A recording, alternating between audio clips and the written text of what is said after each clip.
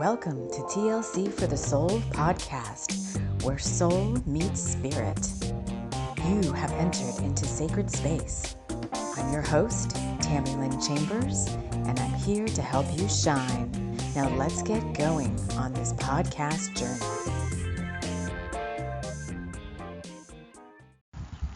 Hello, friends. Hello, and welcome to the podcast. Another episode of Brighdy Isle. Want to microphone thing there. There's a little bit of wind today. Trying to work with the wildcat, meerkat, windcat, whatever it is that I put on the microphone. I'm outside again in our beautiful space. If you're new to the podcast, welcome. Welcome to our monthly storytelling series. This is part 3 of Brighdy Isle. So this is a new story this month. So if you missed the previous parts, you can always go back in the podcast and find them. They're all this month. So Brighdy Isle part 1 and part 2 if you want to get caught up on where we're at. If you're a returning listener, welcome. Welcome back. Welcome around the sacred fire, the storytelling ring. As always, here on the podcast, you choose how you want to listen. If you're new, you may just be coming, or you may just be coming for the story itself. You don't care about all the other parts, the healing and the metaphors and all that. You just want to hear what I consider to be a good story, but you just want to hear a good, fun story, something to take your mind off of whatever's going on right now. If you want to take your listening experience to a higher level, you can join me around the sacred fire circle as I rap us all in love light and light love. Inviting in the spirit guides who want to join us on this storytelling journey. The spirits of Brighdy Isle, bringers of the light.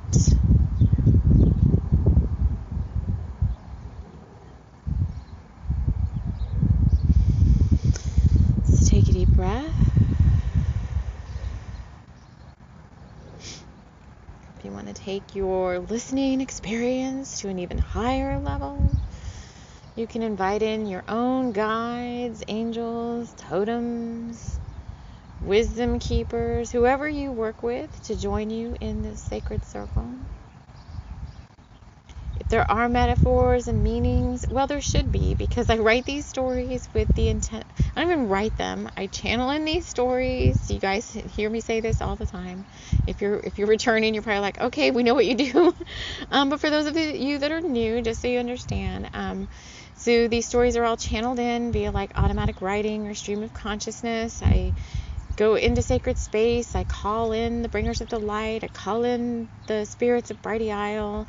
And they, through source, through them, coming down with the intention of being healing stories, or stories that bring you joy, or stories that give you messages and metaphors for you and your own spiritual path and journey.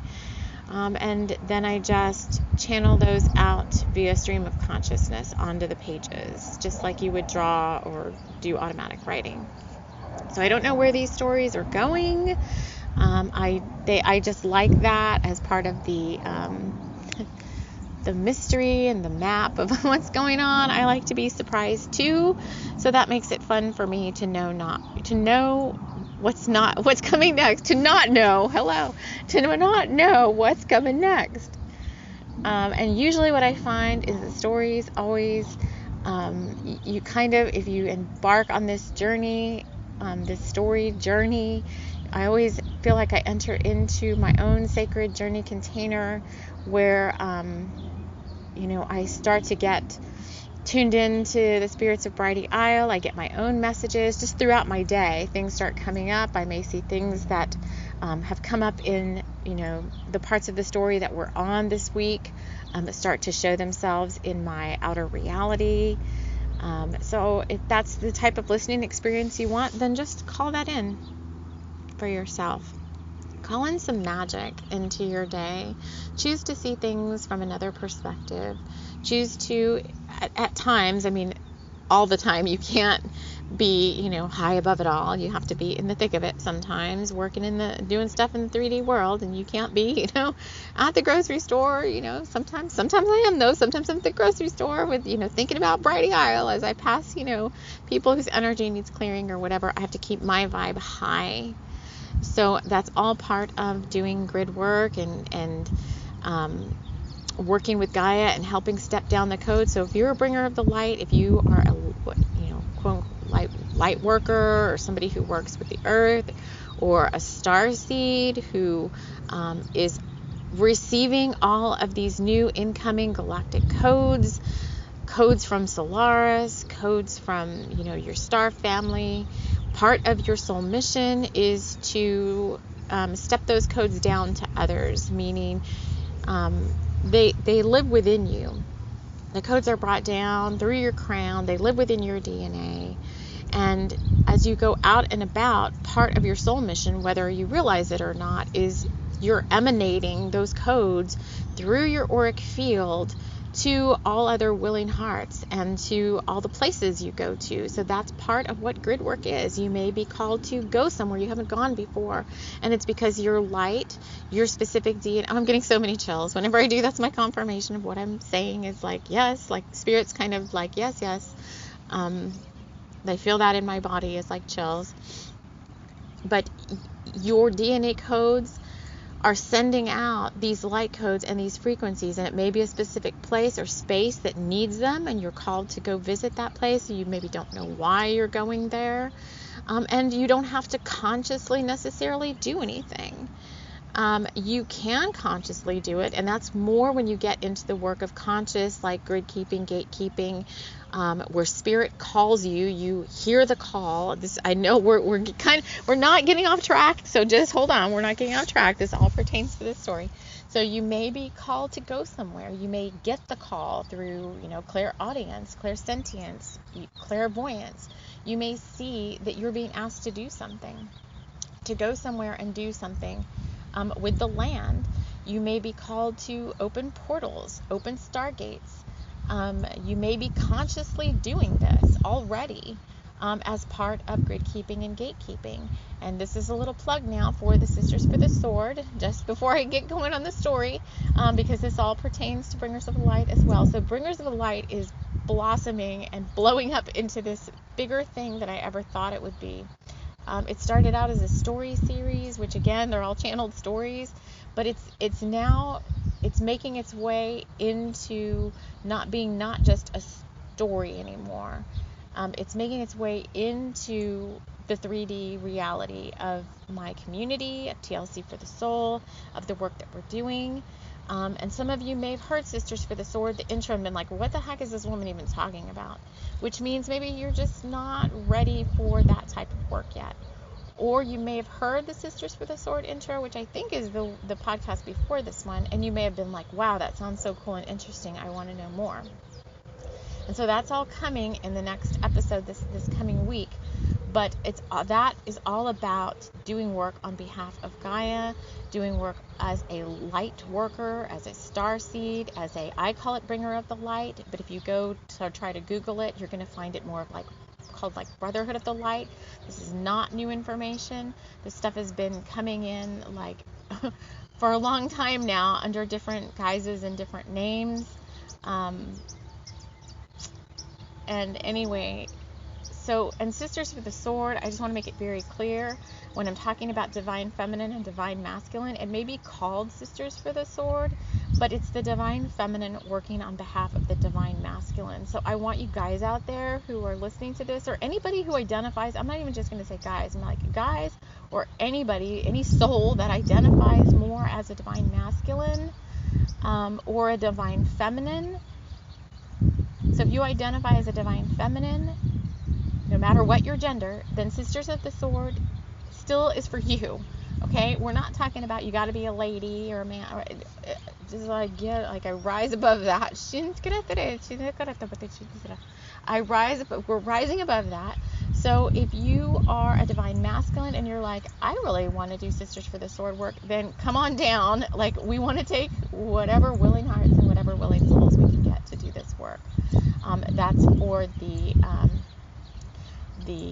Merlin calling work, which is the kind of outer work we'll do in community space, as well as the private work that I was calling, that they're calling, I'm not even calling it, they're calling it Avalon Calling.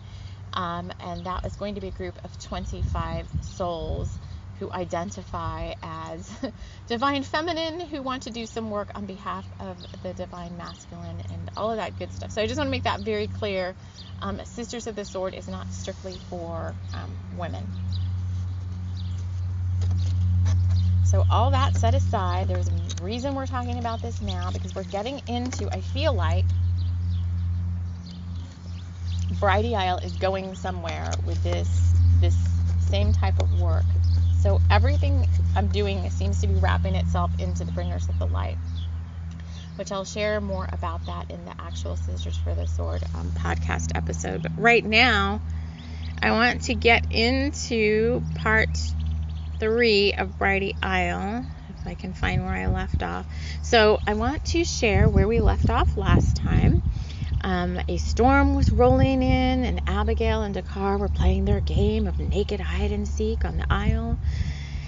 And they got this, the wind was whipping up, fog was rolling in. So they got a little disappointed because they only got so far in their little sexy game, and they had to come back because they needed to get back. They needed to get off the island and go back. And the chapter before this, if you're following along, I think somewhere in there, the spirits of the Isle were saying something to the effect of Abigail and Dakar are not going to be leaving the Isle tonight, is basically what they said. The Lord and Lady were coming home. And when they went back to get to the boat was gone, and Abigail's cell phone was gone. And so this is where we pick up now. So let's take a deep breath. So I've got activity going on around me, behind me. Some giant truck rolled in. So I always share these metaphors. It's someone, someone coming to dump their trash in a dumpster. Oh, so many metaphors here. Okay, it's a big black truck with a guy, and he's coming to dump his trash, in this big trash can. Divine masculine? What do you need to let go of? And I feel like this is kind of being done in secrecy, this letting go work. This is so... All right, excuse it's not a tangent. So this is speaking to those of you that are listening. So Divine Masculine is doing a lot of secret cleanup work on their soul right now. The reason I say secret is because it's Sunday. I record this outdoors. It is a very green, woody location, but it is also some businesses around me, and there's this one that has this giant dumpster, and it's supposed to be for the people that I guess work here. And it's very big giant door, 8 or 9 foot door to get in. And so this person drove up out of the blue. I think they work here. I've seen this vehicle here before, but it's a big black truck, and they're dumping all of their secret trash that they're not supposed to be dumping when this place is open. They're putting that in this dumpster. A lot of stuff.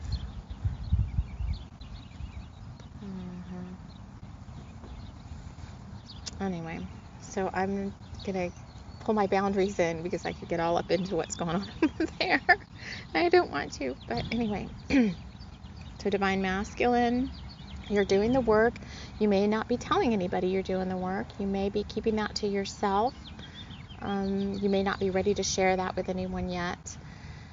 But props to you for doing what needs to be done. So we go into chapter 6, the fog, and I feel like a lot of the secretive work, this chapter, the fog, obviously, what happens in the fog? We can't always tell what's going on. So the guides right now in the story are getting very heavy on the metaphor. So the past couple of parts of the story, we just kind of read and we didn't do too much. We maybe did a little bit of healing work. But and they didn't have me interject very often, but they're having me get all up in it today. So just know when maybe breaking in. That means that whoever's listening, there's messages, metaphors, information in here for you if you choose to accept it. So let's get going. Abigail was slightly worried about what might occur next as the fog rolled in off the outer banks and swept in and around the small isle.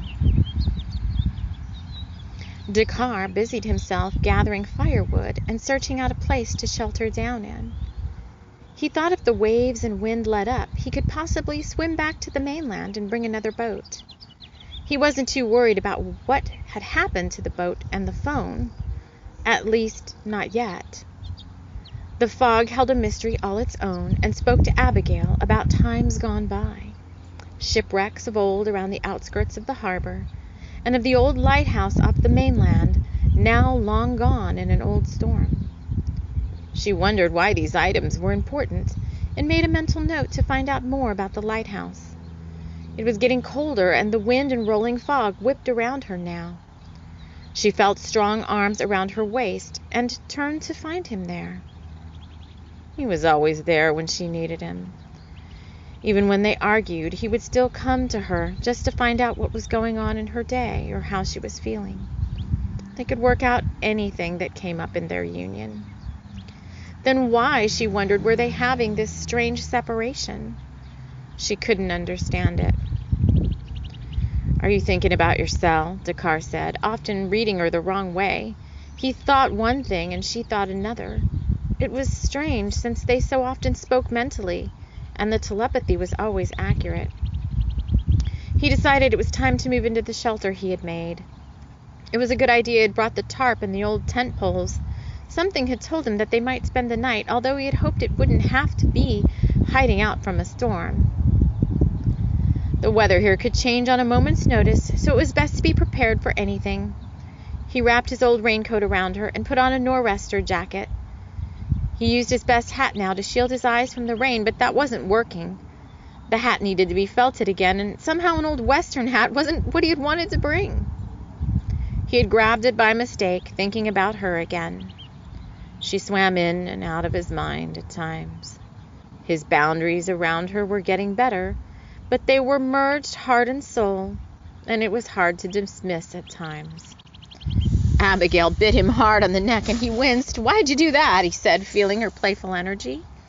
She wanted to play fox shifters again. It was an old game they liked to play in the forest, and since it was no time for naked hide-and-seek in the storm, he decided to play along. They shifted into their fox forms and jumped around on the sand, feeling out the storm in the salty sea air. They nipped and bit at each other, and Abigail chased him round and round the isle, sea salt in her fur and the taste of his flesh on her teeth and muzzle. They were having fun again, and she smiled a sweet fox smile as they shifted back and stepped under the dryness of the tarp and the warmth of the fire to dry out. Her clothes were soaked, but she had never been happier. And then she heard a loud clap of thunder, and she dove into his arms. He set her back on the sand and on top of the old blankets he had brought. He lay down into her and hoped he wouldn't need to come back up for a while.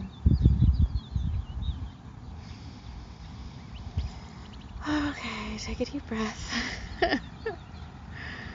Oh, yeah. Chapter 7, Morning Comes. The night was hot and steamy around the fire, as the wind, water, and waves pummeled the little isle. The spirits of Brighdy Isle were smiling, as they often did when they had done a job so well and completely. The couple were bonding again, and soon it would be time for them to depart. But not before they made themselves known and requested a small favor from the lovers. The oldest of the fairies decided that he would be the one to appear before the couple, and the others could look on. It wasn't every day that they allowed themselves to appear in this form, and some of the younger ones were very shy and ambivalent about showing themselves to anyone.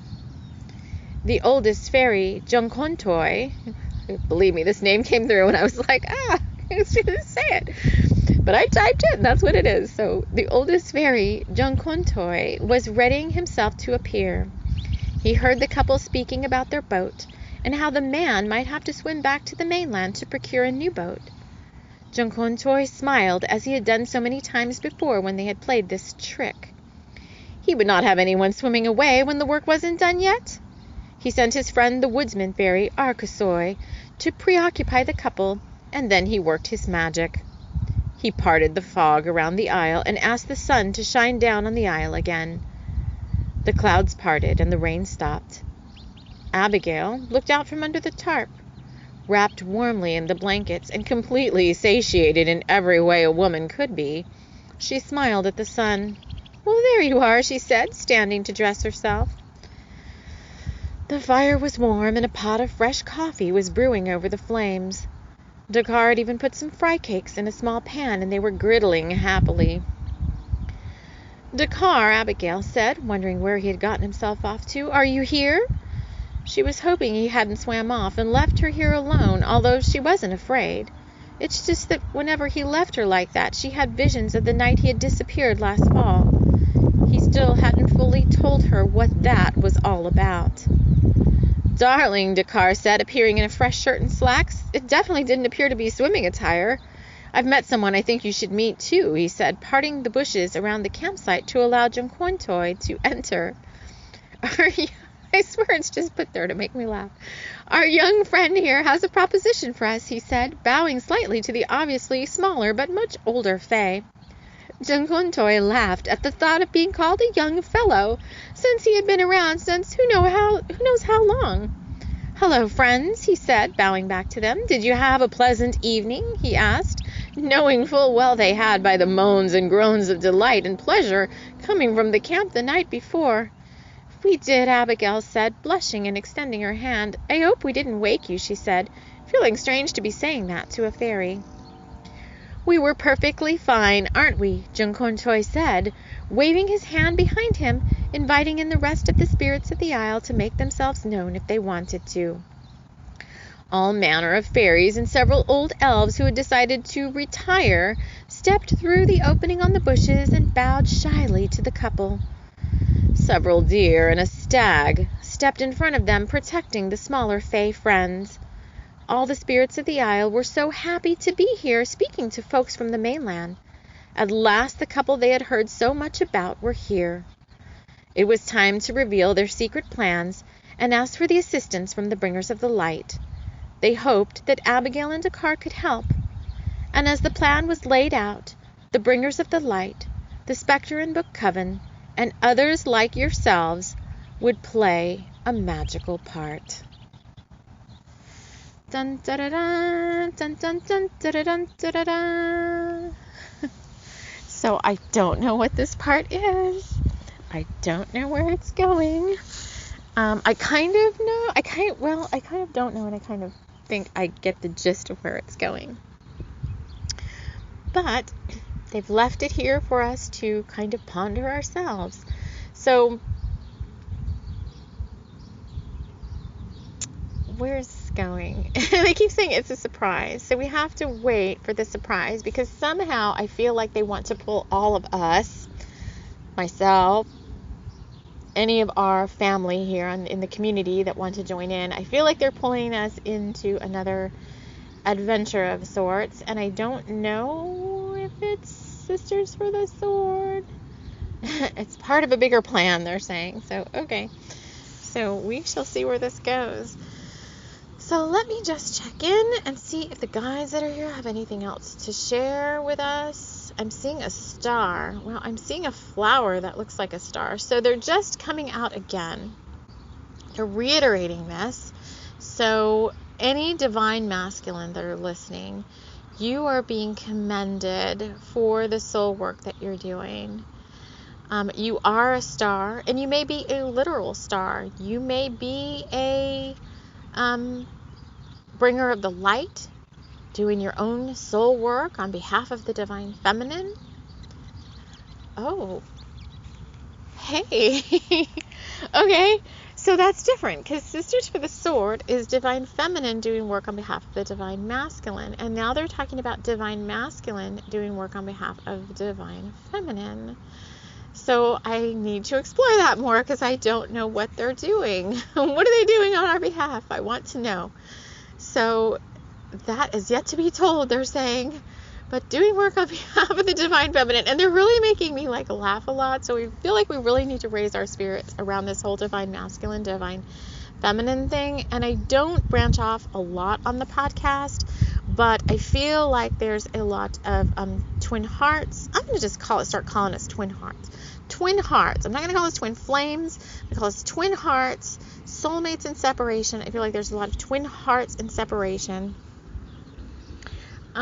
right now, and I feel like there's a lot of messages that need to be heard by both sides, by the feminine and the masculine, in these arrangements. And why are they calling them arrangements? Okay, we're going to branch off here a little bit more before we end this podcast. Why are they calling this arrangements? Because I think some of you think that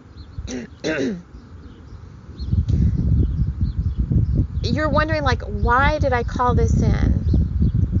Why am I on this twin heart journey? And I'm calling it twin hearts because when you get to us, when you are meeting that one who you're calling your soulmate, you can put whatever label. If you don't like the label, just drop all the labels. It's like you're one. At some point in that journey, you end up merging chakras with that person, and you become one in union, in the spiritual, before you even come into union in the physical. So this could be a whole other episode. I'm gonna give it a snippet of it now, and then I think I need to do a Twin Hearts episode for Twin Hearts and Separation, which might be the next thing coming up on the podcast. And speaking of that, oh, so much is going on. Okay, let me just get my thoughts straight. Twin Hearts and Separation, there's messages for you. So I'm going to do a separate podcast for us. But those masculines that are doing work on behalf of the divine feminine, you are being commended for that work. Those of you, or those of us in separation, those of you on the Twin Hearts journey, you may be wondering, like, what the heck is going on here? Why am I even on this journey? Yeah, clearing throat chakra. There's stuff that needs to be said. Why am I even on this journey? I didn't call this in. So that was how I felt. I was like, I didn't call this in, and it's almost like so painful at times I don't even want to do it. But your soul wrote this into this incarnation before you even got here. Okay. And some of you were just kind of like thrown onto the journey. Like, that was me. Okay. So I was like, I didn't consciously call this in. I didn't consciously say, like, I want to be on the twin flame path. As for the most intents and purposes, before this journey even started, I didn't even really care all that much about twin hearts or twin souls or whatever you want to call them. I was just kind of like, yeah, whatever. Whenever I would hear that, I was just kind of like, yeah, whatever. And then one day, there was this awakening or whatever, and all of a sudden I was on the dang path. I mean, from like 1 minute to the next, like an epiphany moment. Oh, holy crap. Okay, hold on. Holy shikes. Okay, hold on a second. I'm gonna get emotional. Holy shit. Okay. I just had an eagle fly over. Okay, so my phone, thanks a lot, phone, kind of cut out in the middle of all that, but I had an eagle fly over. It's our version of an eagle down here. We don't have bald eagles here, but it's called like a caracara, I believe. It looks just like an eagle, and it may be the eagle. It's either the eagle or the hawk family. I'm not exactly sure. But it flew like right in front of me. And I have to watch my phone now because for whatever reason it stopped recording on its own, which has never happened before. So I'm going to, that's a huge huge sign. And what I'm going to do as I wrap up the story here, I don't want to go on for too long, is I'm going to do a separate Twin Hearts in Separation episode for those of you on that path, because it's not really necessarily for everyone listening, although it came up big time in this episode of this story. And I got to cry a few little tears offline before I realized my phone had stopped recording. So anyway, so I want to thank you all so much for listening. There's so much more to come. I am working on a Twin Hearts deck too. So I have card decks as well. I do want to just put this out there because we do a lot of pick-a cards. We'll be doing more pick-a cards. I'm going to start doing them a little bit differently. So I'll share that when it comes up. But I'm working on a new card deck. So I have like 5 card decks out there now. And I'm putting something up on my website so that you can go check those out if you're interested. And whenever we do pick-a cards, I'm going to try to work the recordings in such a way that for the podcast listeners, you'll do it as an auditory pick-a card. But if you want to, you can go to my YouTube and view it as a visual pick-a card. We'll actually have the video up of all the cards. But I've got I think I have 4 decks now. And I'm changing my ordering on those. So for those of you that have seen any of my decks over on Instagram, I'm changing how those are ordered. I'm bringing them back into my my studio rather than have you go to the printer to order directly, because I just don't like the vibe of that. I like to be able to receive the cards, charge them for you, especially at the specific Stargates and stuff. I like to put special things in your package, for you, little things that intuitively go. So I like to intuitively make up the packages. I like to do all of that. So I'm bringing those back in house. And the next deck that will be coming out is a Twin Hearts deck for Twin Souls. So I just want to leave that at that. If you're interested, I'll let you know when when I'll start doing those. I'm putting that up on my website now, along with all the new services I just added. I do want to, because we've been getting good reviews on this, so I do want to just put in a little bit of a plug for those of you that need a quick pick-me-up with these ascension symptoms. I do have a brand new service. We've been testing it out with folks and gotten really good feedback on it, but it's a distance acupuncture and galactic healing session. It's really going to help you with clearing out a lot of junk on all levels: physical, emotional, mental, astral, and ascension stuff. So there's a whole lot with that. So those services are already up on my website as well, if you want to take a look at those. For any of them, if you're interested, there's a contact form. You can message me. You can email me through the podcast if you're interested, and I will share more information with you there. All the pricing, all the deets on what's covered in all of these sessions is over on my webpage, which you can get to from my website, which is also a link in the show notes. So enough said on all of that. I want to thank you all so much for joining me. This was a jam-packed episode, which I feel like we're going to have more to come on all of the stuff that came up today. So thank you all so much for being with me on this podcast family, on this journey. And we will see you all again soon in the next episode. Take care.